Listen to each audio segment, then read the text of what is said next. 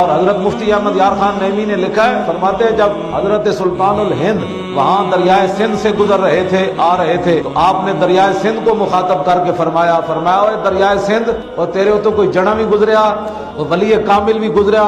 اب آپ حیران ہوں گے کہ بھائی پانی سے باتیں کر رہے ہیں بابا جی، اس کا حال بھی مولانا روم نے فرمایا نطق آبو نطق خاکو نطق گل از حواس محسوس اہل دل، فرمایا ہووے اللہ دا ولی او دے نال مٹی بھی گلاں کر دی، درخت بھی گلاں کر دین، پانی بھی گلاں کر دی۔ فلسفی گو منکر حناناس، فلسفی گو منکر حناناس از حواس اہل دل بے گاناس۔ مولانا روم فرماندے جڑا بندہ اولیاء دا انکار کرے او تے عقل دا غلام ہے۔ مولانا روم فرماندے جڑا عقل دا غلام ہے نا او تے اس خشک لکڑی دے بولن تے بھی معترض ہے کہ حضور نے ٹریک لا کے خطبہ دیتا تے جدوں ممبر آیا تے حضور ممبر تے جلوہ گر ہوئے تے خشک تنا او جڑا کھجور دا سی حضور دے فراق وچ رون لگ پیا۔